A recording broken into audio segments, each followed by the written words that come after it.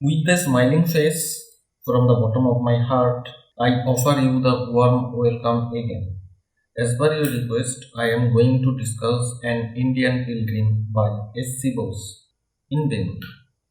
At first, I request you to subscribe my channel Your Success English Academy to get more videos like this, and I will definitely fulfill your request individually and give your valuable comments as I can improve my videos. So let's come to the text. At first, we take a glance the title of the story. প্রথমেই গল্পটার title হচ্ছে an Indian pilgrim, অর্থাৎ একজন ভারতীয় তীর্থযাত্রী। নেতাজি সুভাষচন্দ্র বোসের লেখা। এর বাংলা মানেটা হচ্ছে একজন ভারতীয় তীর্থযাত্রী। তো এখানে উনি পিলগ্রিম কথাটা কেন ইউজ করবেন, আমরা যখন গল্পটা পড়বো, পড়ে যখন শেষ করবো, তখন এটা আমরা বুঝতে পারবো যে উনি কেন পিলগ্রিম কথাটা ব্যবহার করবেন। তো এরপর টেক্সটটা দেখি আমরা। প্রথম যে প্যারাটা আছে, প্যারাটাতে বলা হয়েছে সুভাষচন্দ্র বোসের ফাদার উনি মিটিং করছেন তার মেজ ছেলে শরতের সাথে, এবং সেই সময় উনি ডেকে পাঠালেন সুভাষচন্দ্র বোসকে। সুতরাং এরপর আমরা লাইন বাই লাইন দেখি একটুখানি।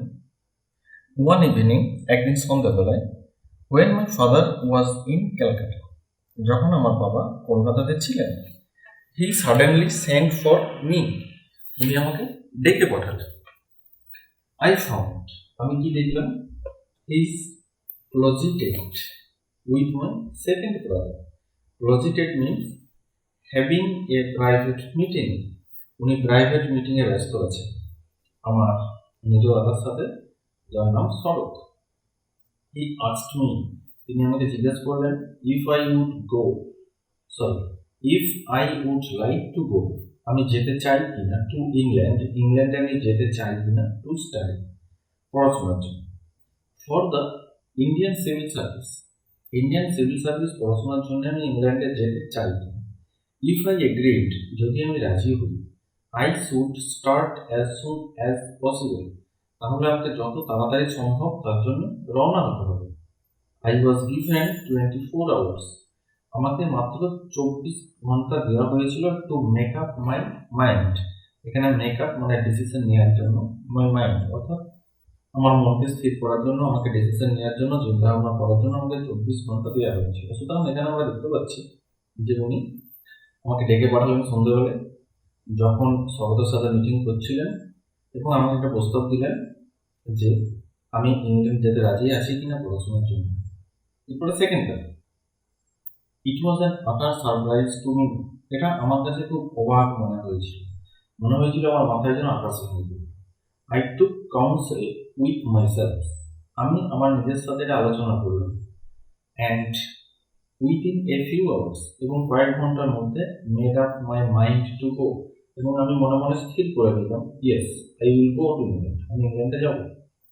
All my plans about researches, আমার গবেষণা সম্পর্কিত যে সমস্ত প্ল্যানগুলো ছিল, যে সমস্ত চিন্তাভাবনাগুলো ছিল, ইন সাইকোলজি নিয়ে, ওয়ার পুট অ্যাসাইড মানে সরিয়ে রাখা, সেগুলো আমার সরিয়ে রাখতে বাধ্য হয়েছি।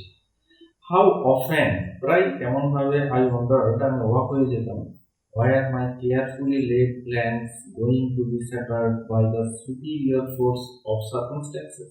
মাই কেয়ারফুলি লেড প্ল্যানস অর্থাৎ আমি খুব যত্ন সহকারে যে সমস্ত পরিকল্পনাগুলো করতাম, গোয়িং টু বি স্যাটার্ড, সেগুলো তছনছ হয়ে যেত, ভেঙে চুরমার হয়ে যেত। কেন?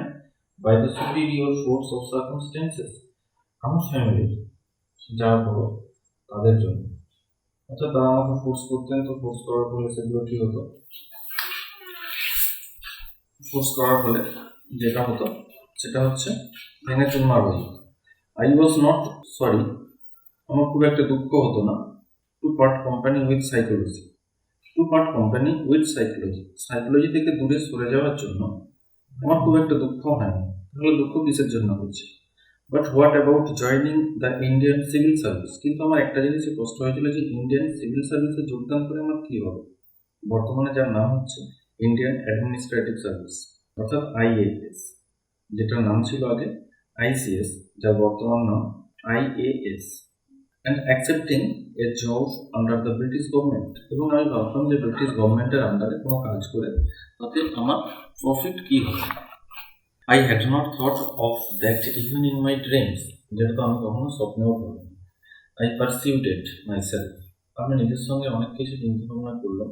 However, that I could never pass the ICS examination, যে আমি কখনোই ICS এক্সামিনেশন পাস করতে পারবো না at such short notice, এত অল্প সময়ের মধ্যে। For by the time সময়ের সাথে I reached England, আমি ইংল্যান্ডে পৌঁছলাম and settled down to study, এবং সেখানে এত অল্প সময়ের মধ্যে পড়াশোনার জন্য সেটেল হতে হবে। Barely 8 months would be left, মাত্র 8 মাস সময় আছে।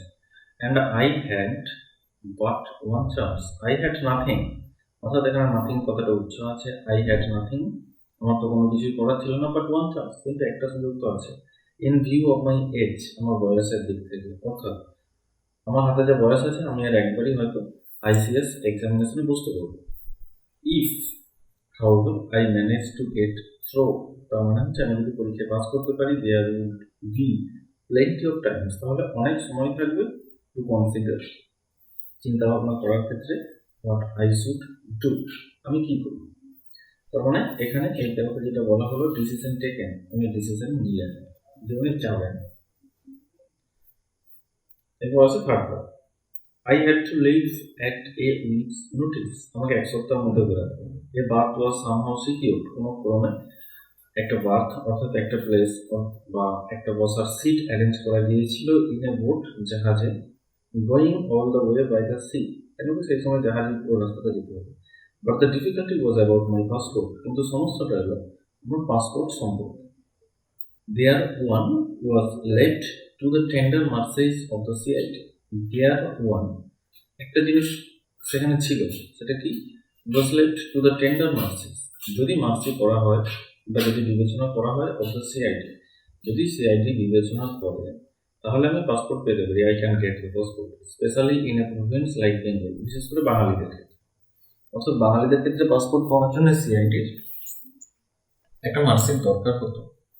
And from the police point of view, এবং পুলিশের দিক থেকে মাই অ্যান্টিসেডেন্টস, অর্থাৎ আমার রেকর্ড, আমার যে অতীত রেকর্ড, ওয়ার সার্টেনলি নট ইরিপ্রোচেবল। ইরিপ্রোচেবল মানে হচ্ছে যে অজানা ছিল না, অর্থাৎ আমার যে অতীত রেকর্ড, আমি যে ব্রিটিশদের বিরুদ্ধে ফাইট করতাম সেটা পুলিশরা জানতো। Through the good offices of a high police official who was a distant relative of mine. Distant relative মানে কি, আমার দূরসম্পর্কের একটা আত্মীয়, ডিস্টেন্ট রিলেটিভ অফ মাইন, দূরসম্পর্কের আত্মীয়, উনি কি পুলিশে চাকরি করতেন। সুতরাং আই ওয়াজ ইন্ট্রোডিউসড, আমাকে পরিচয় করিয়ে দেওয়া হয়েছিল টু পুলিশ হেডকোয়ার্টার্স, পুলিশ হেডকোয়ার্টারের সাথে, কেন, যাতে আমি পাসপোর্টটা পেতে পারি। অ্যান্ড উইদিন 6 days, এবং 6 দিনের মধ্যে মাই পাসপোর্ট ওয়াজ ফোর্থকামিং, আমার পাসপোর্ট চলে এসেছিল। মার্ভেল ইনডিড, একটা দারুণ ব্যাপার। এখান থেকে একটা কোশ্চেন হয় যে আমার পাসপোর্ট পাওয়ার ব্যাপারে কি সমস্যা হয়েছিল এবং সেটা কিভাবে সমাধান হয়েছে। এরপর আছে 4 নম্বর। Once again, what I had done nothing of my own bed. Once again, I had done things of my own bed. এরপরে আমাকে নিজের হয়ে নিজেকে একটা কাজ করতে হতো। When I consulted the group regarding my proposed journey to England, যখন আমি গ্রুপের সঙ্গে কাছে গেলাম, কনসাল্টেড অ্যাডভাইস নিতে, যে আমি ইংল্যান্ডে যাচ্ছি, they threw water on the project, তারা আমার প্রপোজালটাকে ছুঁড়ে ফেলে দিল, রিজেক্ট করবে। One of the most promising members, তাদের মধ্যে একজন member, who had been to England, যে ইংল্যান্ডে এককালীন গিয়েছিল, অ্যান্ড হ্যাড ম্যারিড, এবং সেখানে সে বিয়ে করে নেয়, অ্যান্ড সেটেলড ডাউন দেয়ার, এবং সেখানে সে সেটেল হয়ে যায়। সেটেল মানে হচ্ছে, সেটেল ডাউন মানে হচ্ছে পার্মানেন্টের বাসিন্দা হয়ে যায়। And did not think of returning, এবং ফিরে আসার জন্য আর কোনো চিন্তা ভাবনা করে। ইট ওয়াজ ডেঞ্জারাস, এটা খুব ভয়ঙ্কর ব্যাপার। টু ট্রাই অ্যানাদার এক্সপেরিমেন্ট, যে অন্য কারো জিনিস অন্য কারোর উপর চাপিয়ে দেওয়া, যে কেউ ভুল করেছে সেই ভুলটা অন্য কারোর উপর চাপিয়ে দিয়ে সেই ভুল থেকে তাকে বিবেচনা করা, এটা একটা ভয়ঙ্কর জিনিস। বাট আই ওয়াজ অ্যাডামেন্ট, আমি প্রচণ্ড রেগে গিয়েছিলাম যে হোয়াট ডিড ইট ম্যাটার, এ ধরনের কী ধরনের ব্যাপার। ইফ ওয়ান মেম্বার, যদি কেউ একজন, হ্যাড গন অ্যাস্ট্রে, যদি কেউ একজন উচ্ছন্নে চলে যায়, তার জন্য কী হতে পারে, তার জন্য আমার কী হতে পারে, তার জন্য আমার কী। সে উচ্চ না গেছে গেছে, it did not follow that others, এটা তো তাই নয় যে সে উচ্চ না গেছে বলে আর কেউ উচ্চ না যাবে। উড ডু দ্য সেম, এখানে ডু দ্য সেম বলতে যে উনি ইংল্যান্ডে গিয়ে বিয়ে করে ওখানে সেটেল হয়ে গেছেন, তার মানে এমন তো নয় যে আমি ওখানে গিয়ে বিয়ে করে সেটেল হয়ে যাবো। সো আই আর্গুড, সুতরাং আমি তর্ক করতে লাগবো। My relations with the group had been growing increasingly lukewarm for some time past. My relation, আমার সম্পর্ক ওই গ্রুপের সাথে বিগত কিছুদিন ধরেই খুব খারাপের দিকে যাচ্ছিল, and I had joined the university infantry without consulting them, এবং আমি ইউনিভার্সিটি ইনফ্যান্ট্রিতে যোগদান করেছিলাম তাদের সাথে কোনো রকম আলোচনা না করে। But this was the limit, কিন্তু তারও একটা লিমিট ছিল। Though we did not say so, যদিও আমরা কিছু বলিনি, উই ফেল্ট, আমরা অনুভব করেছিলাম that we had come to the parting of the ways, আমাদের রাস্তা আলাদা হয়ে যাচ্ছে। Since I was determined to strike out a line for myself, যতক্ষণ না পর্যন্ত আমি আমার লিমিট ক্রস করে যাচ্ছি। সুতরাং এখানে দেখা যাচ্ছে যে উনি যে মেম্বার, যে বডির মেম্বার ছিলেন অর্থাৎ যে গ্রুপের মেম্বার ছিলেন, সেই গ্রুপের সাথে ওনার আর্গুমেন্ট হচ্ছে। এরপর আছে 5 নম্বর প্যারাতে, then I visited the provincial adviser, তারপরে আমি প্রভিন্সিয়াল যে অ্যাডভাইসার আছে তার কাছে গেলাম ফর স্টাডিজ ইন ইংল্যান্ড, যে আমি ইংল্যান্ডে পড়াশোনা করতে যাবো সেই ব্যাপারে উপদেশ নেওয়ার জন্য।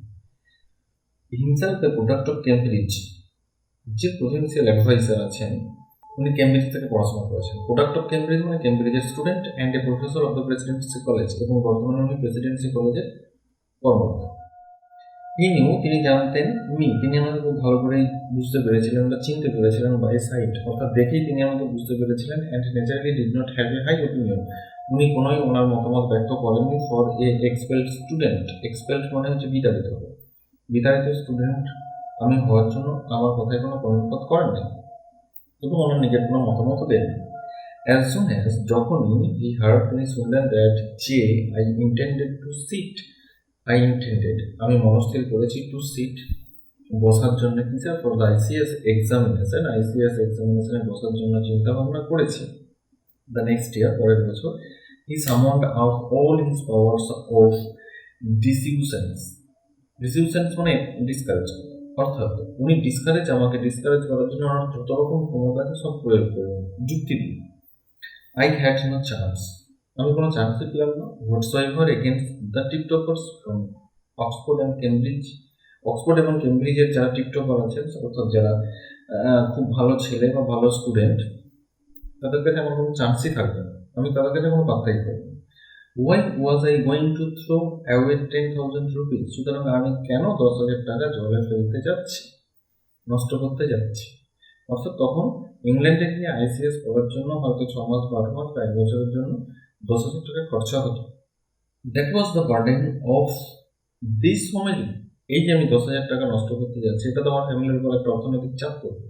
Realising the force of his argument, আমি ওনার তর্কের যে গুরুত্ব, যে চাপ, সেটা আমি বুঝতে পারলাম। And unable to find an answer, এবং আমি কোনো উত্তর দিতে না পেরে, টু হিজ কোশ্চেন, তার প্রশ্নের, অর্থাৎ আমি তার প্রশ্নের কোনো উত্তর দিতে না পেরে, জাস্ট আই সিম্পলি সেড, আমি কি বলেছিলাম, সাধারণভাবে বা সরলভাবে আমি শুধু একটা কথাই বললাম, my father wants me to throw away 10,000 rupees, আমার বাবা চায় যে আমি 10,000 টাকা মায়ের ভাগে নষ্ট করি। অর্থাৎ যদি একটু ভদ্র ভাষায় বলা হয় যে বাবা চায় আমি 10,000 টাকা জলে ফেলে দিই, সেই জন্য আমি যাচ্ছি, আমার বাবার টাকা আছে আমি নষ্ট করতে যাচ্ছি, যাতে আপনার কি। Then seeing that he would do nothing to help me, তারপরে উনি দেখলেন যে ইনি আমাকে কোনো রকম হেল্প করতে পারবেন না। সিকিউর অ্যাডমিশন টু কেমব্রিজে অ্যাডমিশন হওয়ার ব্যাপারে এই মালটি আমাকে কোনো মতেই সাহায্য করতে পারবে না। আই লেফট হিম, আমি তার কাছে ত্যাগ করলাম। এটা তুমি দেখে থাকবে যে বর্তমান সোসাইটিতে কেউ কারো হেল্প করবে না। আমি তোমাকেও বলছি, তোমাকেও কেউ কখনো হেল্প করবে না। যদি তুমি কোনো প্রবলেম ফেস করো, সেটা তোমাকে নিজে নিজে প্রবলেমটা সলভ করতে হবে। এমন কেউ নেই যে তোমার প্রবলেম সলভ করে দেবে। তুমি যখন তোমার উইক পয়েন্ট কাউকে বলতে যাবে, তখন তোমার উইক পয়েন্টে সুযোগ সে নেবে এবং তোমার ক্ষতি করার চেষ্টা করবে, যাতে তুমি সেই প্রবলেম থেকে বেরিয়ে আসতে না পারো।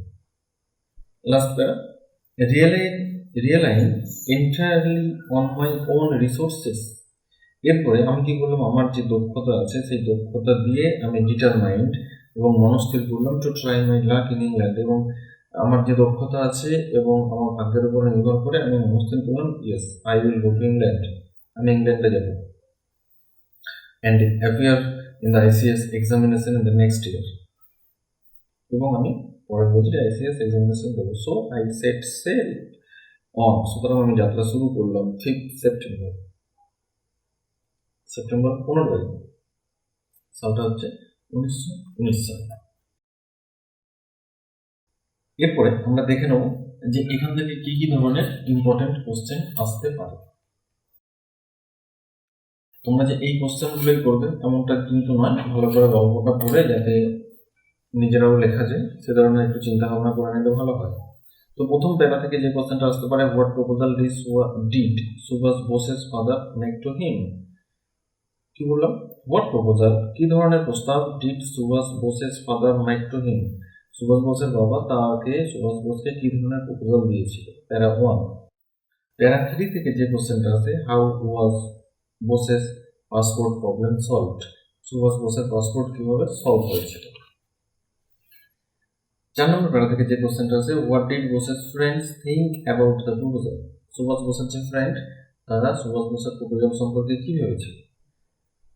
5 নম্বর প্যারা থেকে যে প্রশ্নগুলো আসে, what did the provincial adviser for studies tell Bose, provincial adviser পড়াশোনা সম্পর্কে সুভাষ বোসকে কি বলেছে। And last question, what was Bose's reply, তার এগেনস্টে সুভাষ বোস কি রিপ্লাই দিয়েছে।